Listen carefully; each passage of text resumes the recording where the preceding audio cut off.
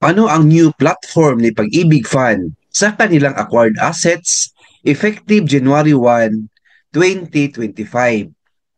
Answer, ang Pag-ibig Fund po ay may OPA or online public auction sa kanilang mga acquired assets or mga foreclosed units na pwede na po i-housing loan ng mga Pag-ibig members.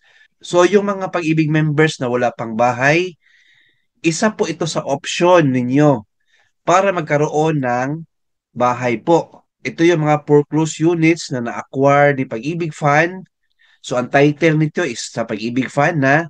So they have the right to sell the units through public bidding or public auction sa mga members na interested.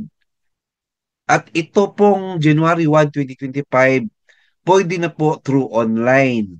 Kasi before, manual po ang public bidding. So, kailangan magpunta ka pa sa Pag-ibig branch para magsali sa public bidding. Pero hanggang December 31, 2024 na lang yan, yung manual public bidding. Effective January 1, 2025, pwede na po through online platform. Ayan. So may nabasa tayo dito from Pag-ibig Fan.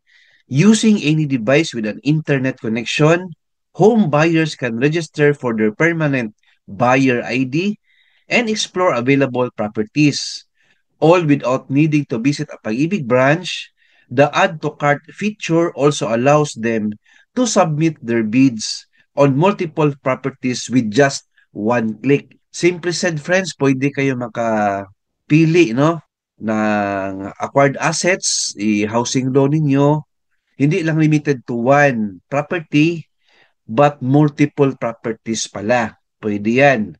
As long as you are qualified and yung mga basic requirements and other requirements, masubmit nyo sa Pag-ibig Fund.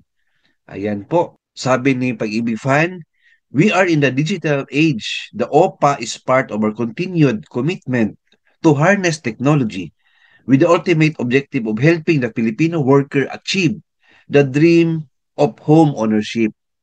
Two thumbs up, Pag-ibig Fan. Tinutulungan niyo talaga ang mga Pag-ibig members na magkaroon ng bahay in a convenient way. Alright? So, kung may tanong kayo regarding this, please write in our comment section.